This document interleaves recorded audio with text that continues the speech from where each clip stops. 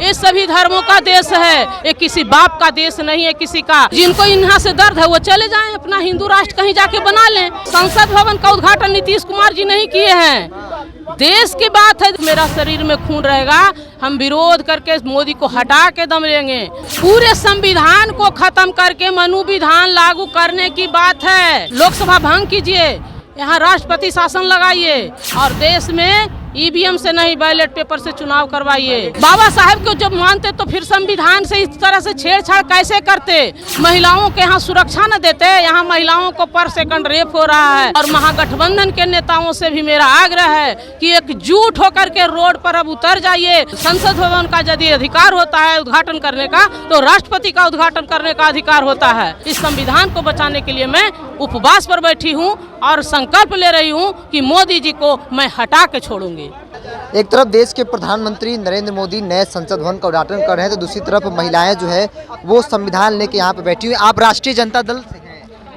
हम पूरे समाज की लड़ाई लड़ रहे हैं और सारे दल आज एक हो गए हैं। आप देख रहे हैं कि सारे विपक्षी दल एकजुट होकर के इसका विरोध कर रहे हैं। आपने लिखा है कि राष्ट्रपति का अपमान है। राष्ट्रपति का अपमान ही नहीं, पूरे देश के संविधान का ही अपमान है और संविधान से बड़ा कोई नहीं है। तो मैं मांग करना चाहती हूँ महामहिम राष्ट्रपति से कि आपसे बड़ा कोई इस देश में नहीं है और आप तत्काल लोकसभा भंग कीजिए, यहाँ राष्ट्रपति शासन लगाइए और देश में ईवीएम से नहीं बैलेट पेपर से चुनाव करवाइए। तो धांधली होती थी, बूथे लूट लिया जाता। बैलेट पेपर से मेरा सही वोट का पावर का यूज होता था, ईवीएम से मेरा वोट का यूज सही नहीं हो रहा है। ये सारा लोग साबित कर दिया है और मेरा वोट का घोटाला करने का साजिश ही ईवीएम था। इसलिए हमें ईवीएम पर भरोसा नहीं है। बैलेट पेपर से चुनाव कराया जाए और इस देश को बने शोषण मुक्त बनाया जाए और अभी जो संविधान को ताक पर रख करके मनु विधान से ही देश चल रहा है।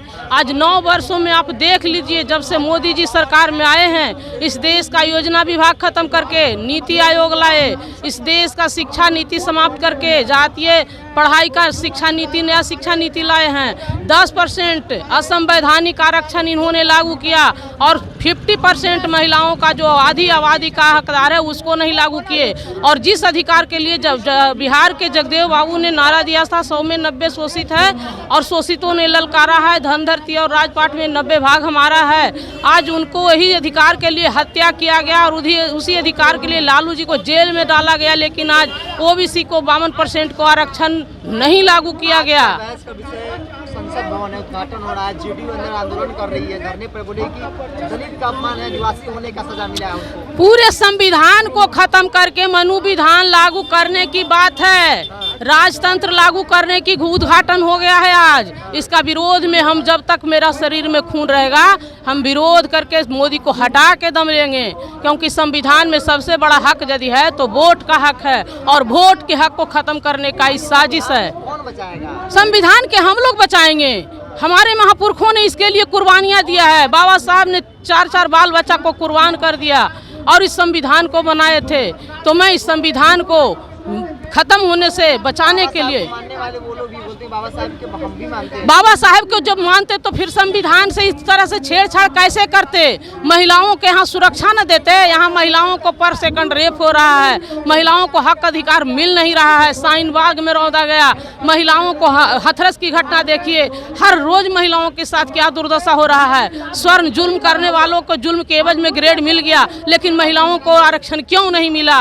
मैं ये पूछना चाहती हूँ और महामहिम से आग्रह कर रही हूँ कि आप राष्ट्रपति महोदया लोकसभा को भंग कीजिए, मोदी जी को पदस्थ कीजिए और ईवीएम से तत्काल यहाँ चुनाव करवाइए। और महागठबंधन के नेताओं से भी मेरा आग्रह है कि एकजुट होकर के रोड पर अब उतर जाइए। अघोषित इमरजेंसी यहाँ लागू हो गया है। कहते हैं कि भाई हम लोग इस संविधान को मानते हैं और जो लोगों को दिक्कत है संसद भवन की चीजें दिक्कत है वो संसद में लात न रखे, कसम खा लीजिए आप। क्या संसद भवन में लात नहीं रखेंगे, उस संसद भवन में पैर नहीं रखेंगे। हमको वोट का अधिकार चाहिए ना बाबू। आप राजतंत्र के कौन मंगोल या क्या दंड ला करके राजतंत्र के स्थापना कर रहे हैं, वहाँ पूजा पाठ की बात, जबकि संविधान मेरा पूजा पाठ का निरपेक्ष है, धर्म निरपेक्ष है। यह देश धर्म से यह देश नहीं चलेगा, मनु विधान से यह देश नहीं चलेगा, यह देश संविधान से चलेगा। और संविधान के तहत संसद भवन का यदि अधिकार होता है उद्घाटन करने का, तो राष्ट्रपति का उद्घाटन करने का अधिकार होता है। तो जब नीतीश कुमार भी जब सेंट्रल हॉल का उद्घाटन किए थे तो राज्यपाल को नहीं बुलाते, ये लोग बोल रहे हैं। नहीं,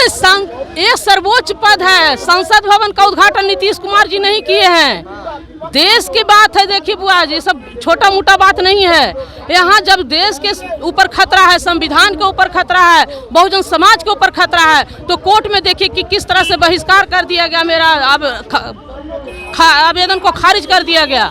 लेकिन जब जातीय जनगणना की आवेदन जाता है तो उस पर सुनवाई होता है। तो यह शोषण करने वाले लोग कभी भी हमारा नहीं हो सकते और हम उसके विरोध करते रहेंगे। हमारे महापुरुषों ने जुल्म करना नहीं, जुल्म सहना नहीं, लेकिन जुल्म का प्रतिकार करना सिखलाया है। वाला कहते हैं कि हिंदू राष्ट्र बनना चाहिए तभी देश सही रास्ते पर चलेगा। क्या हिंदू राष्ट्र बनेगा तभी देश रास्ते पे चलेगा। तो जिनको यहाँ से दर्द है वो चले जाएं, अपना हिंदू राष्ट्र कहीं जाके बना लें। ये भारत है, ये सभी धर्मों का देश है, ये किसी बाप का देश नहीं है किसी का, ये हमारे महापुरुषों का देश है जिन्होंने हजारों कुर्बानियां दे करके संविधान बनाया है।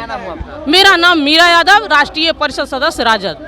राष्ट्रीय परिषद सदस्य राजद हैं और साफ तौर पे अंदर जेडीयू धरने पर बैठी है और बाहर ये भी हैं। संविधान भारत का एक दिन का उपवास है। हाँ, मेरा 1 दिन का उपवास है।